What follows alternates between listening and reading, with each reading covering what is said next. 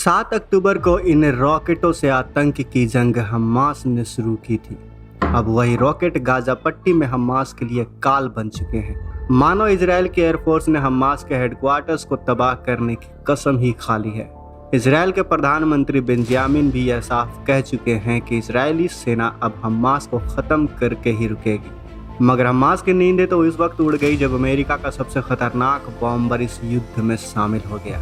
Israel के रक्षा बल ने इस बात का दावा किया कि अमेरिकी हथियारों से लैस पहला विमान मंगलवार शाम को दक्षिण इजराइल में उतर चुका है। हालांकि इजरायली रक्षा बल की तरफ से फिलहाल यह नहीं बताया गया कि हमास किस प्रकार के हथियार या फिर सैन्य उपकरणों से मिले हैं। मगर मीडिया रिपोर्ट की माने तो अमेरिका ने अपने सबसे खतरनाक बम वर्षक विमानों में से एक B-52 स्टेट प्रोटेस्ट इजराइल को दिया है। दरअसल यह अमेरिका का कोई सामान्य बॉम्बर नहीं बल्कि सबसे खौफनाक में से एक है। इसका अंदाजा आप इस बात से लगा सकते हैं कि यह बम वर्षक विमान किसी भी शहर को चंद मिनटों में कब्रिस्तान तक बना सकता है। अब इतना तो साफ है कि इन बम वर्षक के आने के बाद युद्ध की तस्वीर काफी हद तक बदल जाएगी, क्योंकि इस विमान की क्षमता दूसरे विमानों से कहीं ज्यादा है।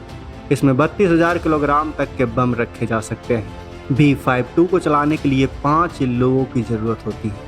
जरा सोचिए दोस्तों, यह एयरक्राफ्ट इतना बड़ा है कि इसको चलाने के लिए 5 लोगों की ज़रूरत होती है। इनमें है पायलट, को pilot, weapon system officer, navigator और इलेक्ट्रॉनिक वॉरफेयर ऑफिसर। इसकी लंबाई 160 फीट है और इसका जो विंग है वो 185 फीट लंबा है। यह विमान 40.8 फीट ऊंचा है। इसे बोइंग कंपनी ने बनाया है।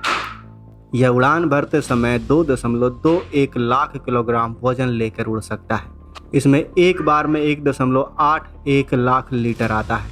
इस विमान में 8 इंजन लगे हुए हैं जो इसे भयानक ऊर्जा प्रदान करते हैं। इसकी अधिकतम गति 1050 किलोमीटर प्रति घंटा है। आमतौर पर यह 819 किलोमीटर प्रति घंटे की रफ्तार से उड़ता है।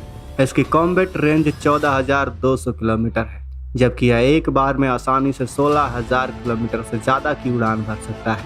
यह विमान अधिकतम 50,000 फीट की ऊंचाई तक जा सकता है। इस विमान में एक 20 मिलीमीटर की M61 वॉल्कन रिवॉल्विंग टॉप भी लगी हुई है। इसके अलावा इस विमान में 32,000 किलोग्राम वजन के बम रखे जा सकते हैं या फिर बम, मिसाइल, बारूदी सुरंगों का भी मिश्रण इसमें लगाया जा सकता है। इसमें बेहद अत्याधुनिक एवियोनिक सिस्टम लगे हुए हैं जो इसे दुश्मन के जहाज़ों, मिसाइलों, रॉकेटों, हेलीकॉप्टरों की जानकारी देते हैं ताकि यह सही समय पर सही हमला कर सके। खैर दोस्तों, ये तो हो गई अमेरिका के इस नायाब, घातक और खतरनाक हथियार की बात। लेकिन इन सब में आपने एक बात तो गौर किया होगा। आप सोचिए इजराइल के सामने गाजा पट्टी कितना बड़ा है, ठीक उतना ही जितना हमारे सामने नेपाल है। तो इतने छोटे से दुश्मन के लिए इतना खतरनाक बॉम्बर की क्या जरूरत पड़ी दोस्तों? हमारे हिसाब से यह गाजा या फिर हमास के लिए नहीं, यह है उन मिडिल ईस्ट देशों को हड़काने के लिए जो हमास की मदद करने को आ सकते हैं।